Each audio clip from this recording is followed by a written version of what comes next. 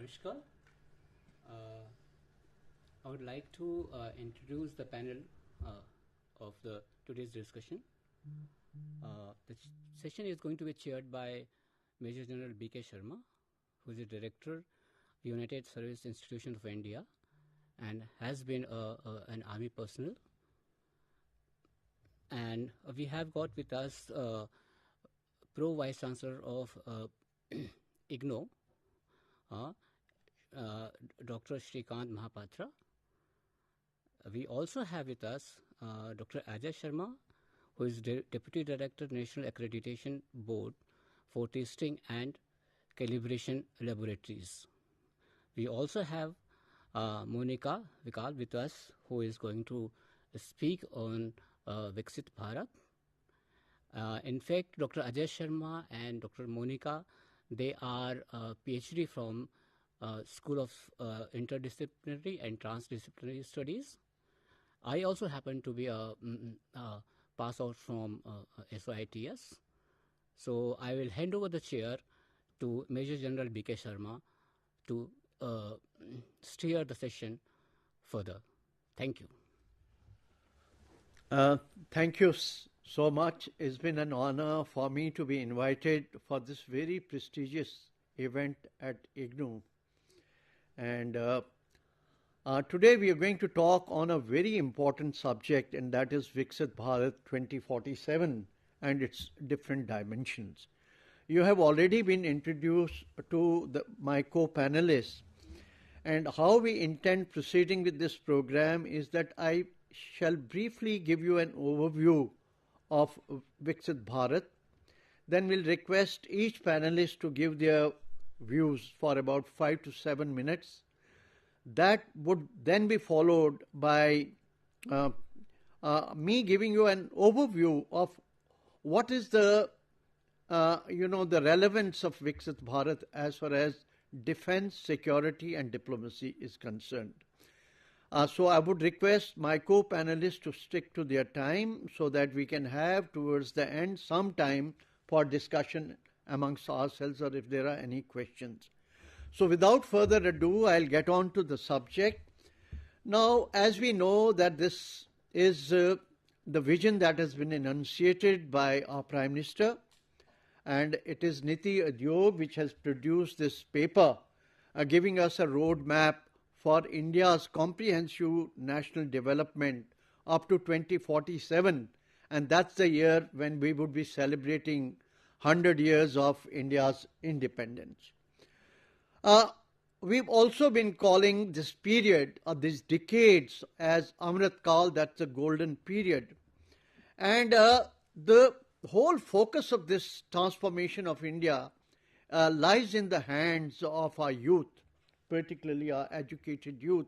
And that's why our Prime Minister has called them Amrit Pidi. Now, there are 6 main thrust areas if you study the document of Viksit Bharat, which I would like to enunciate briefly. And first and foremost is infrastructure modernization, in which India seeks to upgrade it and expand its transportation network, energy systems and digital infrastructure, so that we have a seamless connectivity and that can enhance our national productivity. In that, we are looking at Mission Digital India, which is being provided as a connectivity platform to all the people. And today we would be happy to know that by virtue of our smartphones and 5G connectivity being available right down to grassroots level, we've been able to implement e-education, e-medicine, e-governance across the board. And there are a number of digital applications which have been produced, which have been put in the hands of common folk people. And a lot of emphasis is being given to production, indigenous production of semiconductors, which is a strategic resource today.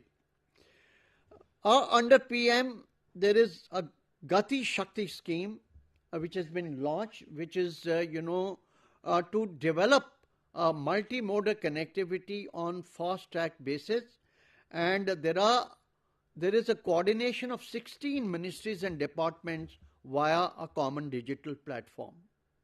The second important thing is about sustainable economic transformation, wherein we are looking at for enhancement of our industrial base, resort to high-end production and manufacturing and R&D, but while keeping in mind the environmental sustainability, because eco-friendly practices have become very, very important. With this, we aim to achieve a 30 trillion economy by about 2047, that being the third largest economy in the world for a population of nearly 1.6 billion people. The third important endeavor is human capital development, and as we know that the project or the vision seeks to revolutionize the entire education and health system in the country by virtue of having Ayushman Bharat, which is world's largest insurance scheme.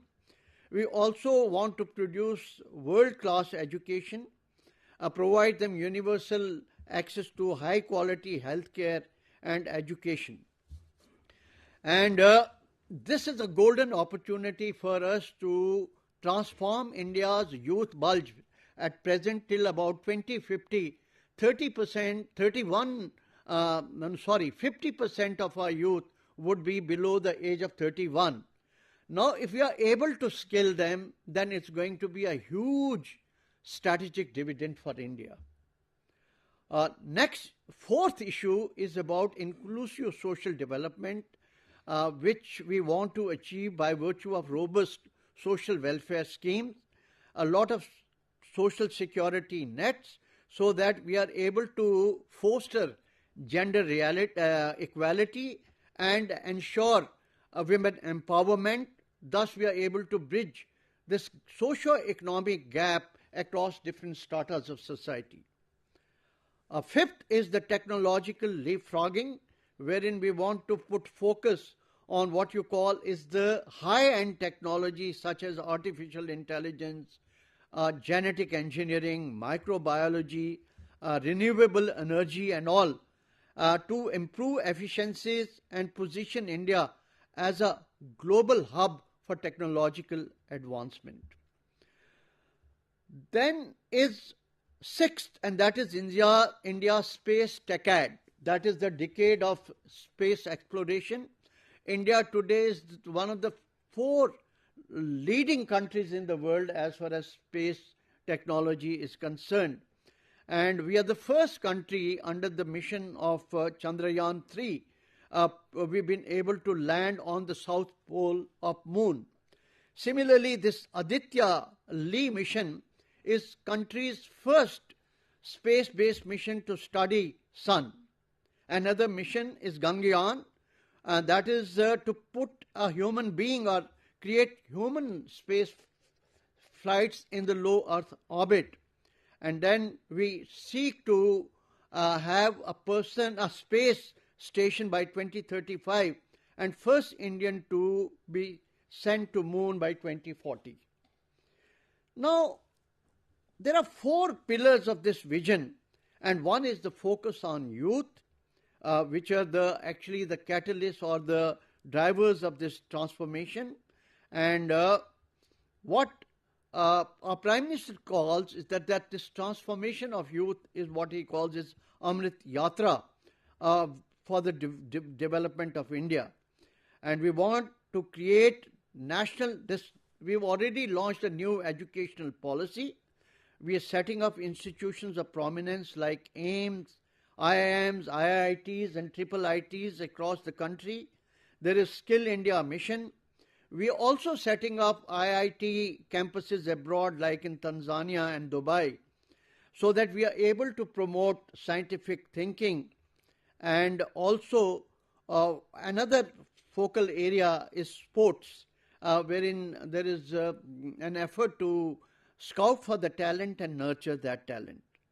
The second important pillar is Garib, the poor, what you call is people who are suffering from relative deprivation. And there are a lot of upliftment schemes for them. in terms of Jan Dhan Yojana, which is largest financial inclusion initiative in the world, affordable housing schemes, job reservations for poor, easy microcredit to street vendors, and Jan Dhan accounts wherein the money can be transferred directly to their accounts from different schemes. Third focal area is Mahila, and that is Nari Shakti, women empowerment, wherein we want to promote gender equality, and 33% of the seats have been reserved for women in the parliament and state legislative assemblies. There have also been in an enactment of protective laws, helplines, and we're giving them a lot of incentives to develop them as entrepreneurs. And last in this series is Kisan, the farmers, which is called the Annadata. And there are a lot of schemes to support agricultural development, improving the livelihood of farmers. For example, we have the PM Fasal Bima Yojana, and all the markets across the country have been integrated through what you call is e-platform. We also declared last year the International Year of the Millets. E-credit cards have been given to the farmers. There's been continuous improvement in the irrigation system, and most of the land records, revenue records in the country are being digitally surveyed by making use of drones, so that we have better management of these revenue records. But all is not, as we say in the military, hunky-dory. There are certain challenges that we have to face since this is a long-term plan.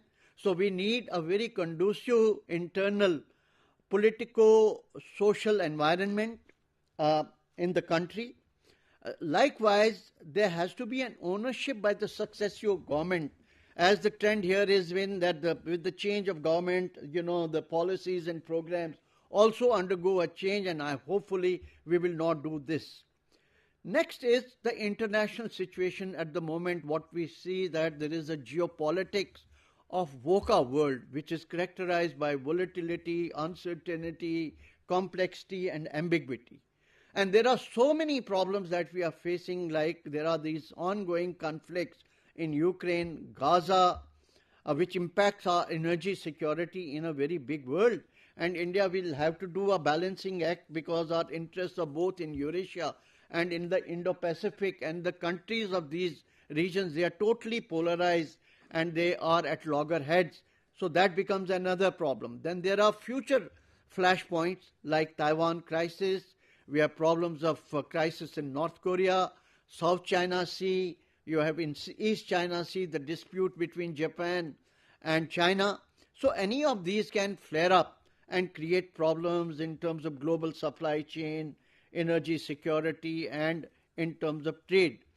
As it is, that what is happening in the Red Sea, that it has, because of the disruption of trade through that, it has phenomenally increased, your insurance costs, your container costs, and the time delays that it is imposing.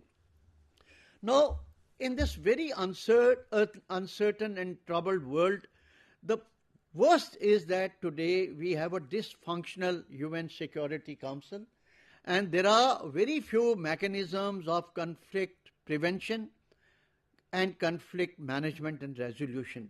So this is an area of concern, and then as in the past we have seen, there are these grey rhino events which are high probability and high impact events like your climate change. You have the black swan attempts, which are abrupt incidents of what you call high impact by low probability, like you had COVID pandemic and all.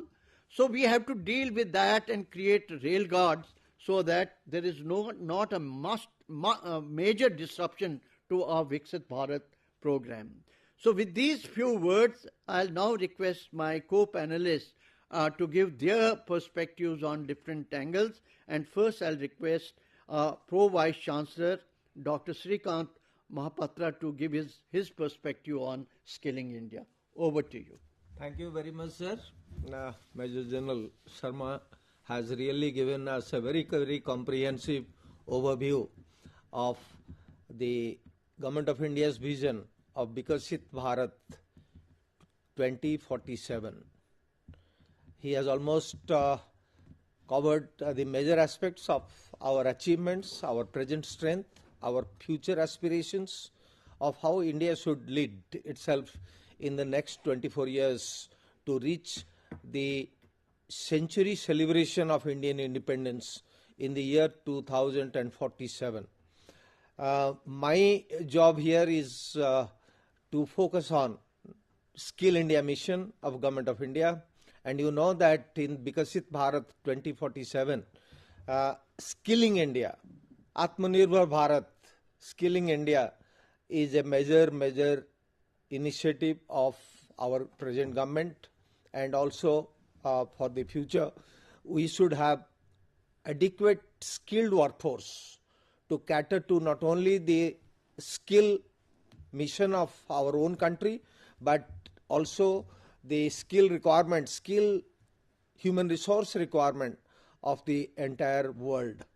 But when we look at the skill initiatives which are there in the recent past and which is prevailing now, the situation looks to be a little bit gloomy, in the sense that compared to many countries in the West like Britain, France, US, Germany, even in Asia, like say for instance Korea, Japan and China, we have a limited skill workforce in the country. Though we have vast number of skilled workers inheriting skill from their parents, from their village and from others, their skills have not been certified. So we have large number of skilled workers whose skill has not been certified by any institute or any organization. So they are, in the strict sense of the term, are not called as skilled workers, though they possess the required skills to do the skill related works. And if we look at our educational system also, those who go for vocational education, they are also treated as not so good in regular colleges and universities. So therefore we treat them as second grade students in the educational institution. So vocational education and skill education have not got their due weightage in the current scenario that has been prevailing in our country. So what the National Education Policy 2020 says is the thrust is on skill education, the thrust is on vocational education, and the thrust is on integrating vocational education with general education, not only at the school level but at the higher education level. And therefore the policy documents of National Education Policy 2020 says that by 2025, listen, 2025 is not very far. By 2025, at least 50% of the students in the school education and higher education should get some kind of exposure to skill education. And therefore, the integration of skill education with general education at the school level and at the higher education level has been one of the major challenges for the whole concept and idea of a Viksit Bharat 2047, which I feel is standing before us. The National Credit Framework has been formulated by Government of India. The National Skill Qualification Framework has been formulated by Government of India. The Credit Framework for Higher Education has been formulated, and the National Education Policy 2020 itself says that general education, skill education and value education are to be clubbed together so that our education becomes holistic. So the major perception is that presently skill education and general education are running like two parallel lines.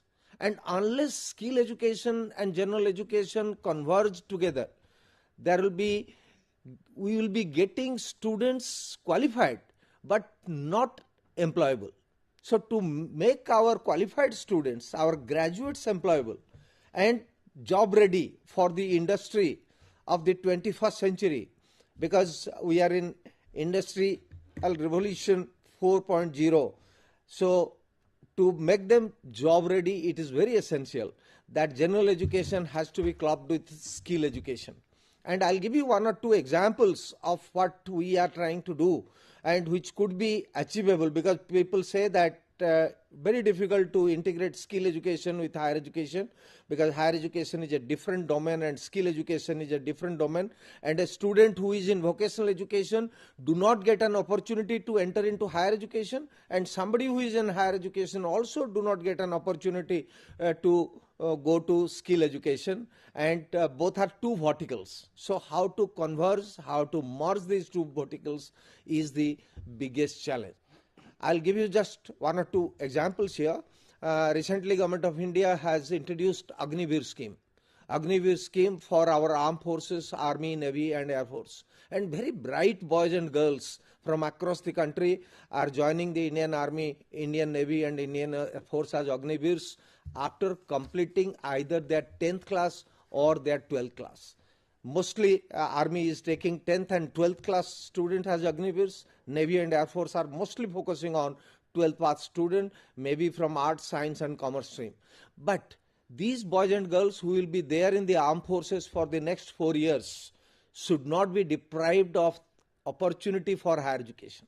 So what we have done is both the Indira Gandhi National Open University and NIOS, who is providing school education, have come forward to provide them higher education when they are getting skill training in the Army, Navy, Air Force establishments when they are Agniveers for the next 4 years. So what will happen is they will be earning when they are in the armed forces. They will be getting skill training from the Army, Navy and Air Force establishments, and simultaneously they will be pursuing their graduation degree if they are +2 holders, or they will be pursuing their +2 higher secondary education if they are 10th pass. So by the time they complete their 4 year and go out of, because 75% of them will come out of the armed forces after completing 4 years, only 25% will be absorbed. So those 75% workforce will become highly skilled, well qualified, well certified workforce for the country. People have an apprehension that they will become jobless after 4 years. But my apprehension and my what I visualize is that they will become extremely committed, disciplined, skilled workforce for the country, and there will be plenty of job opportunities for them. So it's a kind of combination or merging of skill education with higher education so that the students will get employable. Similarly, what is happening is the National Skill Development Corporation, which is a PPP mode organization but mostly under the Ministry of Skill Development and Entrepreneurship, they have come forward to provide skill training and internship and apprenticeship to the students of the universities. So what we are doing is we are giving 70% knowledge-based education and 30% skill-based education to the students. In the armed forces also, what we have done is 50% of the skills that they will be imparted by the defense establishment will be converted into their credit. They need not have to do 100% of the knowledge-based courses. So 50% credit is given to skill education and 50% is knowledge-based education. But for NSTC programs, it is 30% is skill education and 70% is knowledge-based education. And when these students will come out after doing their graduation degree with internship, apprenticeship and NSQF aligned skill qualifications, their demand in the job market will greatly increase. So I have a feeling that every university, every institution of higher education, even school-based education, the ITIs and other Pradhan Mantri Kaushal Kendras should all join together and provide an integrated, unified platform for the youth of India for their skilling. And most importantly, the prior learning, RPL, recognition of prior learning should be the priority of each one of us, so that those who have already got skill but their skill has not been tested and qualified and certified. Their skill needs to be certified by the qualified testing agencies so that they will also join the workforce as certified skilled workers of the country. So I have a vision that by 2047, if we have a united front of linking higher education with skill education and recognizing prior learning in the field of skill, India will really become the skill superpower of the whole world. Thank you very much, I think, for this very comprehensive, I would say, exposition on skilling India. We know that, well, despite Indian economy doing extremely well, our human development indices still remain very low, and therefore social upliftment becomes extremely important. So I'll request now Dr. Vijay Soni to give us his perspective in about 5 to 7 minutes about what are the major matrices or determinants of social upliftment under the rubric of what you call as Viksit India. Over to you. Thank you, Chair Major General Sharma. I am focusing more on rural poor upliftment under Viksit Bharat, which was launched on 15th of November 2023. And that also happened to be the birthday of Birsa Munda, the tribal leader from Jharkhand.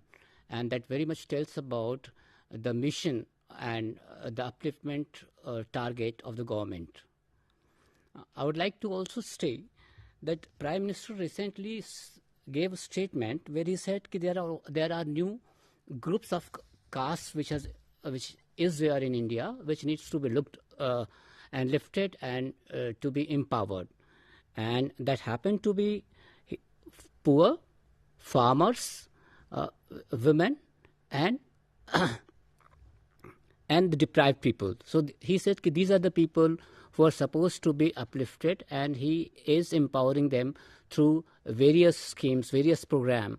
And Viksit Bharat mission was basically targeted to provide basic amenities, the government schemes, directly at the doorsteps of the rural people. So they had organized camps, they were organizing, in fact there were 4 types of camps which the government organized, which included health camp where they provided Ayushman card to poor farmers and families. They also organized LPG camps where they provided free, LPG connection to those people. They also organized bank camps where they provided facility to open new accounts to these rural people. So these were the basic outlines where the government was working. Viksit Bharat also taking into consideration the requirement of rural people, it has provided different domains. And before I say this one and work out each of these domains, I would say basically this whole program has brought a self-respect to women, to rural women. Why is it so? If you look at the areas which is very important and critical to a woman, what are the elements which bring them respect in the family? That is, of course, toilet. They need not go out for open defecation. There has to be a kitchen, which is directly linked with the energy, that is fuel, that has to be provided, and house. Some of these are the basic amenities which empowers a family, which empowers a woman. So the Viksit Bharat scheme basically centered on these aspects, to bring these basic amenities directly to people without any kind of intermediaries in between. As part of the program, the government of India equipped about 11.7 crore household with toilets. It provided about 9.6 crore cooking gas under Ujjwala program. It opened 47.8 crore Jan Dhan bank account. It provided insurance to over 44.6 crore individuals. Under PM Awas Yojana, about 43.5 lakh rural beneficiaries are there. Drinking water was another key areas which the government was working on, which increased the connection from 5.16 in 2019 to 35.26 lakhs in 2022. From 1 crore electric connection in 2017 to 2.93 crore connections in 2022 was a remarkable development on electrifying rural India. Some 104,836 revenue villages were electrified. The per capita income over the period has also gone up, which is yet to come out. The recent figure is yet to come out, but according to UNDP report, India's poverty line has declined from the level of 55% in 2005 to 16% in 2021. So this is another remarkable achievement by the various schemes and for uplifting the poor in the country. The financial inclusion target, which basically focuses on Jan Dhan, Aadhaar card, your mobile, these are the three trinity of new empowerment which the government has launched, and they are being called as economics GPS. That means you can locate the economic condition of people when you look at these major determinants. We often speak that the future of India lies in the villages. It also lies in its development on industries. So the GDP growth, according to Morgan Stanley, which has said that it would reach about $7.7 trillion by 2031, and it is expected to grow to 4.5 trillion in the coming decade. In 2014, open defecation, coming back to this basic amenity, was estimated to about 600 million. Nearly 3 of 5 people in India did not have toilets. 5 years later, every household has enabled access to toilet, more or less depending on its geographical location. According to Ujjwala Yojana, just about 1 in 2 households use cooking gas, most dependent on locally procured sources of fuel like firewood and kerosene. Both of them happen to be a health hazard for the family because they have to work within the confinement of kitchen, closed space, and especially when it comes to lung problem. So these are the major health issues also involved with the use of traditional means of fuel. Almost every household was brought in the cooking gas grid, and recently the Prime Minister visited, while visiting during his trip to Ayodhya, he visited Meera Majhi, who was the 10th crore beneficiary of Ujjwala scheme. So this also speaks about the kind of connectivity which our government is trying to reach out and to ensure that these benefits reaches to rural people. Har Ghar Jal Jeevan Mission was another remarkable attempt, which is still continuing in empowering the rural farmers, poor and deprived class people. In fact, it is more popular among the rural areas where piped water supply is less. It has reached about 14 crores household, covering 72% of household in rural areas. Prior to the launch of the Har Ghar Jal or water mission in 2019, access to tap water was available to only 3.12 crore rural household. So there are an estimated 19.8 1.19 crore rural households in India today. Only one city in India, that is Puri in Orissa, claims to provide 24/7 water supply to its people. But again, this mission was achieved very recently. So when it was launched, only 1.95% household in rural UP had access to tap water. It has also been found that 10 deaths of children under the age of 5 in India occurred because of diarrhea. Tap water connections in UP improved 7-fold from 5.16 lakhs to 35 lakhs. So these were the major achievement in terms of water supply to rural areas. Pradhan Mantri Garib Kalyan Anna Yojana. This again focuses on providing food security to people.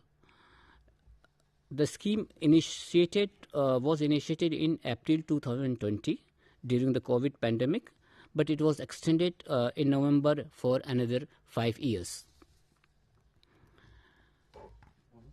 So I think these were the broad areas where I would say the government of India worked towards achieving its mission and empowering rural people through supply of water, providing food grains and providing insurance, and also ensuring that these benefits reaches out directly to the beneficiary.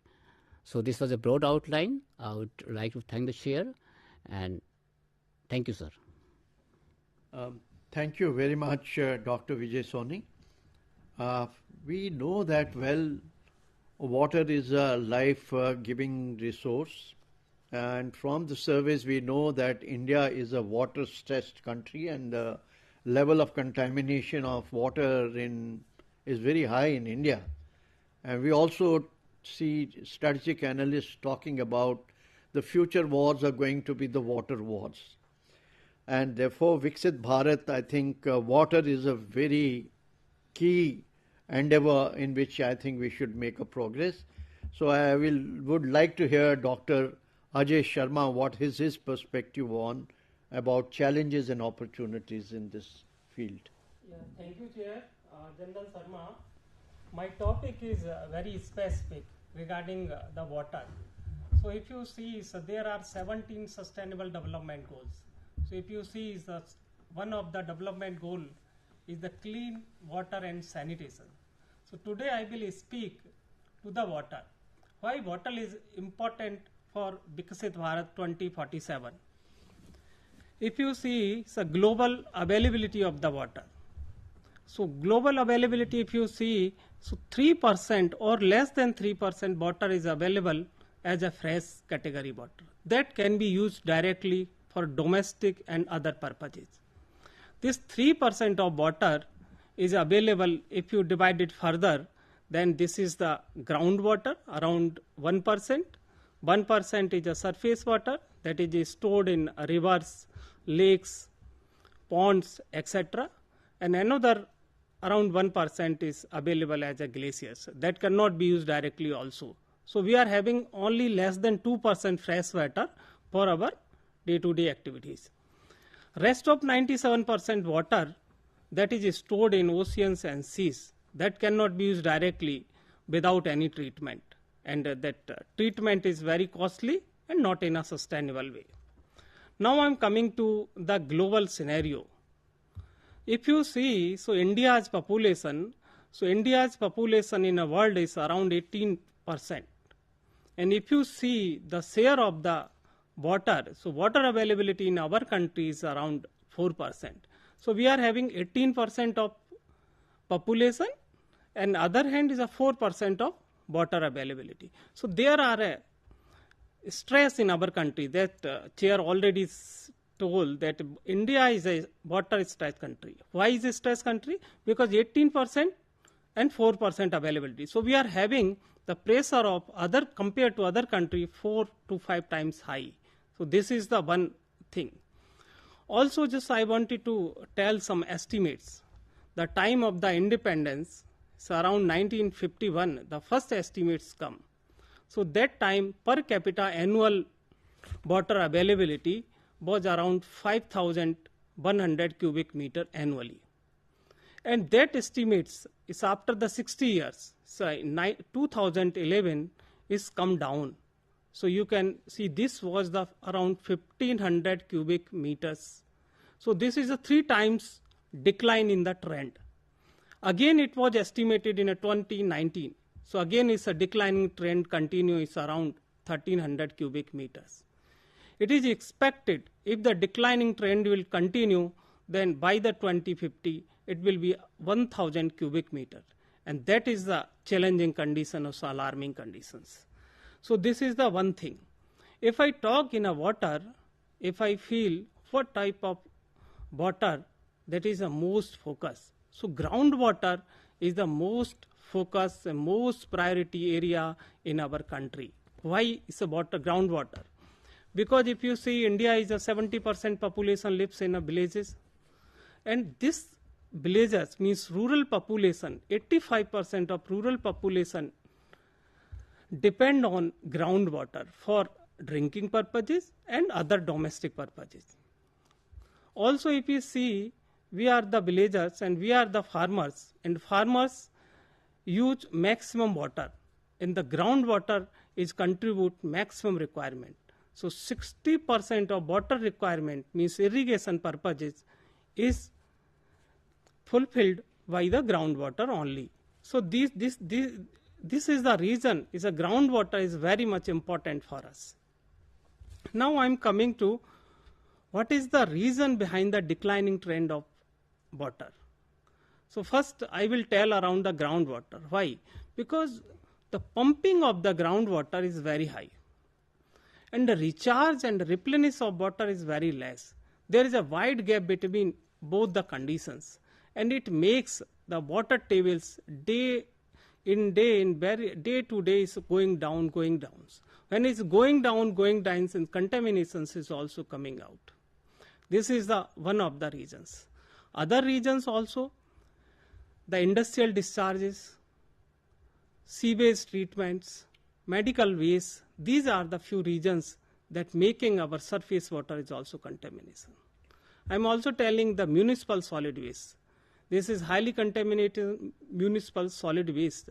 When it comes in contact with the water and going down through the leaching procedures and coming to our groundwater, and groundwater is being contaminated. The contaminations, if you talk about the contaminations, how it will be the judged by the contaminations and how much contaminations in our water bodies. So there is a Bureau of Indian Standard. This is the Indian standard body making the standards. So there is a standard IS 10,500 that is for drinking water purposes. This standard is prescribed in such a way. So there are parameters comes under the physical. Some parameters come on chemical parameters, some are the toxins, residues, pesticides, polyaromatic hydrocarbons, polychlorinated biphenyls, all parameter listed, and there is a limit. So limit is known as the acceptable limit and the permissible limit. Suppose I tell so one parameter is a nitrate. So nitrate there is an acceptable limit, suppose 45 milligram per liter. If the water is above that particular limit, it is not for the drinking purposes. The water cannot be used for drinking purposes.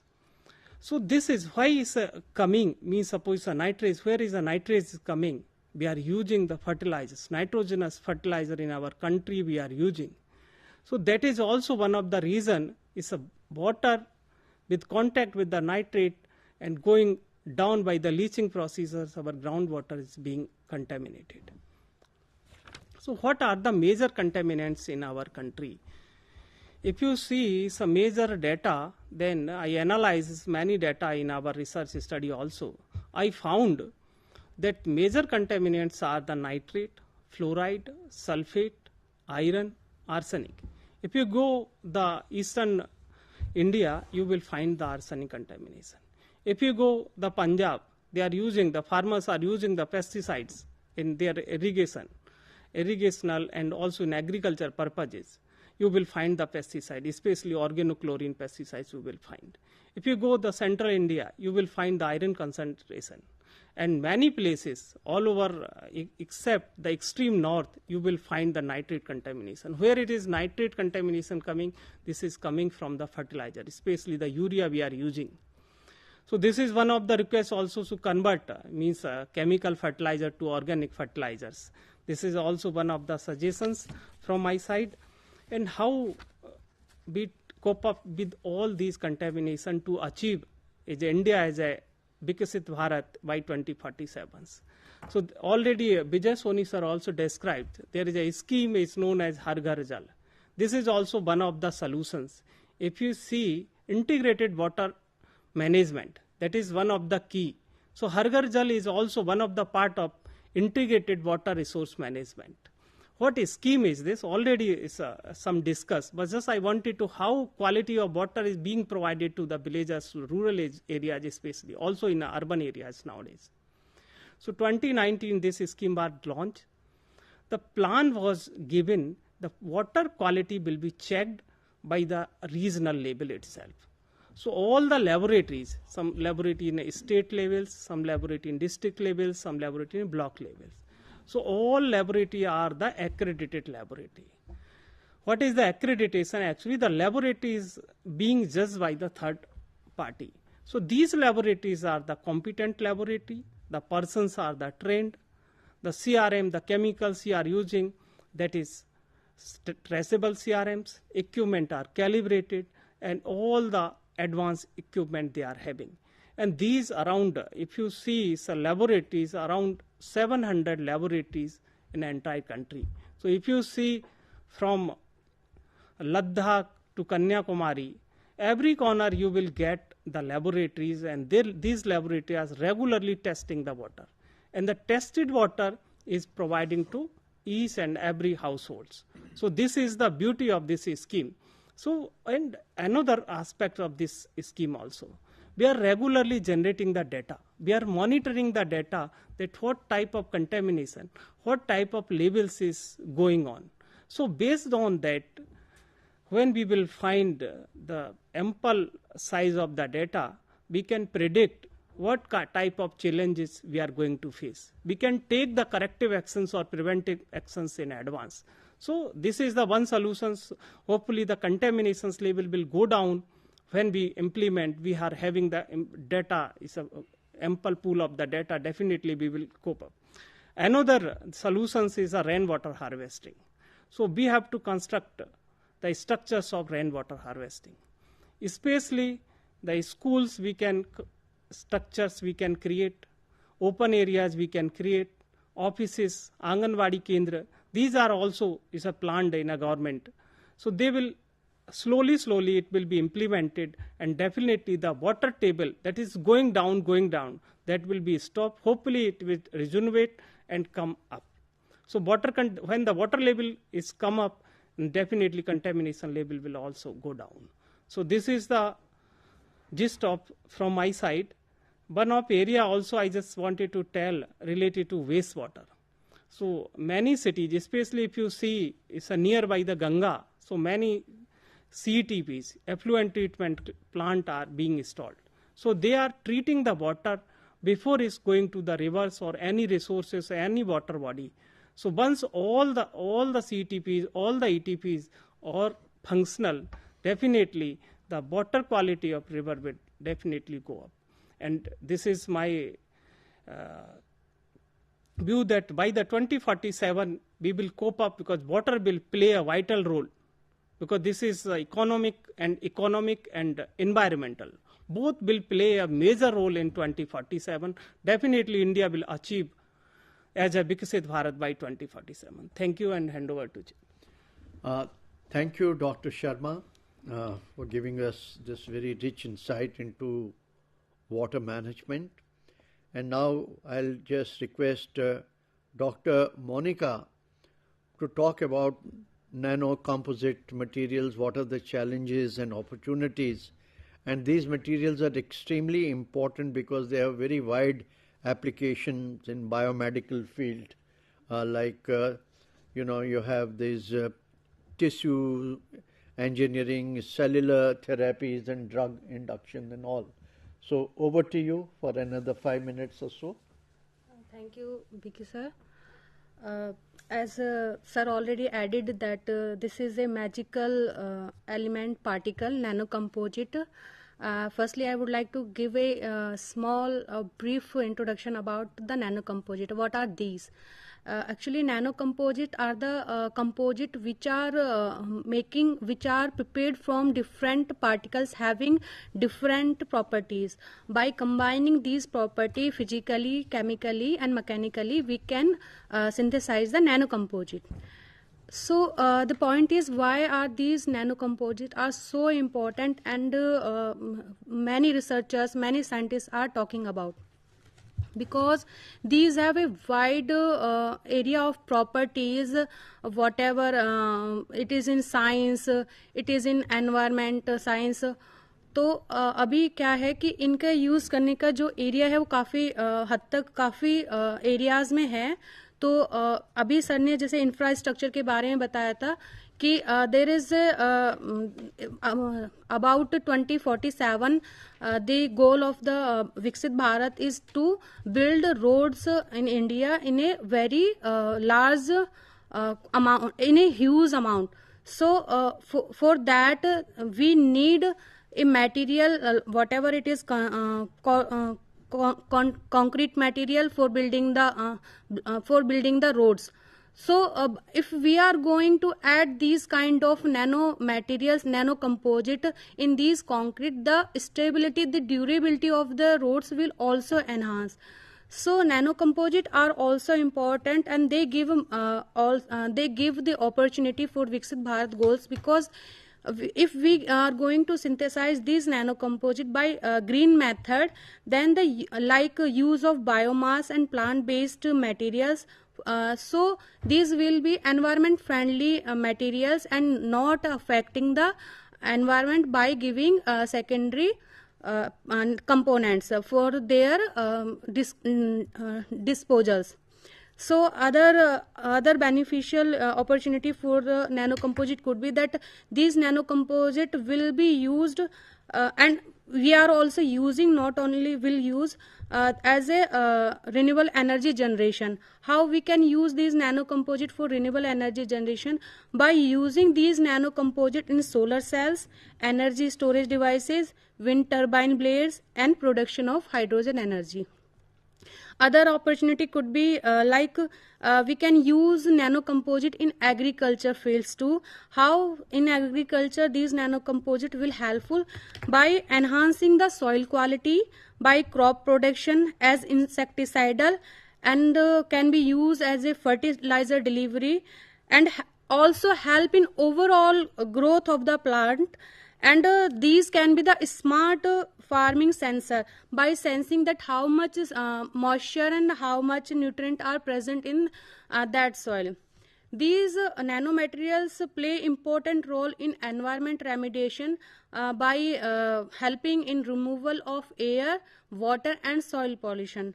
Also, as Vicky sir added that it is a very important, nanocomposite are very important in healthcare sector too, because these nanocomposite nowadays doctors and researchers and scientists are using as a drug delivery system and diagnostic tools too. And lastly, last but not least, we can use nanocomposite in infrastructure, as I firstly told, that these will help to enhance the durability, mechanical stability, and also these will be the corrosion protection. These will give the corrosion protection. If something is coming with opportunity that also have some challenges to face, so I would like to speak a few challenges about the nanocomposite. These will be that whenever we are synthesize, as we have synthesized nanocomposite in our lab for the purification of water by degradation of dyes. So we have synthesized these nanocomposite in laboratory only, but the point is that if we are going to synthesize these nanocomposite at a large scale, at the industrial scale, then how these nanocomposite will function, that what will be the result, what will be the accuracy of those nanocomposite, like our nanocomposite is giving 100% result at the laboratory, but what will be the accuracy at the industrial scale? Other challenge would be like a uniform dispersion. Whenever we are synthesize the nanocomposite at a small scale, the nanoparticle which we are using to synthesize the nanocomposite, they are uniformly bind with each other. But when we are going to synthesize these at a large scale, it will be the same uniform distribution, or they will combine at a different ratio. Other challenge could be like health and safety of the worker who are going to synthesize these nanocomposite at a large amount. And other challenge could be that knowledge and skill is must to require that anybody cannot synthesize these nanocomposite, because these require knowledge and skills.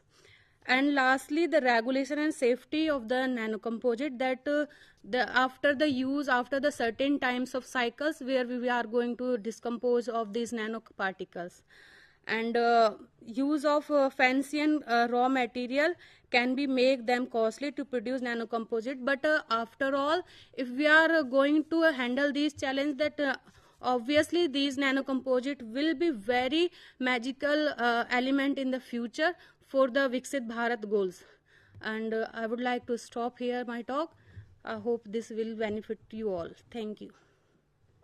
Thank you very much for enlightening us on this very important material, composite material. Now I'm left with only about 3 minutes, and I won't like to exceed time, but as we know that a good development must be supported by a strong defense and security, and also very nimble-footed diplomacy.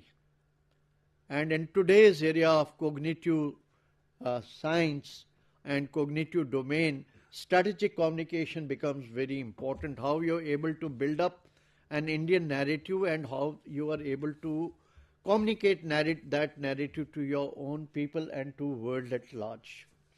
So in terms of defense and security, there are major strides being made, and one of these is Atmanirbhar Bharat. That means self-reliance in defense technology, wherein we are creating an entire ecosystem of designers, developers, manufacturers, industry partners and end users. And a lot of MSMEs and startups are being incentivized. We are creating these defense industrial corridors in Tamil Nadu and Chennai. And even private sector is being incorporated in research and development. It's not the sole purview of DRDO. We are also working a great deal in enhancing the deterrence and war fighting capabilities of our armed forces by inducting new technology, and also a sort of bringing about this theaterization. Like you see, the Chief of Defence Staff has already been appointed, and we have about 18 commands here, and China has about 5 commands. So a lot of synergy is to be built up, so we are doing that also. There are also reforms being mooted in terms of having a national security strategy, structures and systems. There is a constant review which is taking place. In terms of diplomacy, what you call is a strategic autonomy, which is a multi-vector engagement with the world, has delivered us very good results, and that is manifest in what we saw, the results during G20 summit. And today world has come to recognize that India is a word of sanity. We do not believe in any military blocs, any military alliances, and we don't want a rule-based order. And to top it all, we want a multipolar world. So I'm sure that I don't have time to talk about it, but this would again be an area of major attention as far as Government of India is concerned till 2047. And India also wants to be the Vishwa Guru, the knowledge superpower of the world in the next absolutely. And our philosophy of what you call Vasudhaiva Kutumbakam, one earth, one people, one future, has been globally recognized. So on that happy note, I want to thank you. all my co-panelists for putting across very sharp and very sound perspectives, and I hope this would be useful to our viewers. Thank you very much. Thank you. Thank you. Thank you. Thank you, everybody.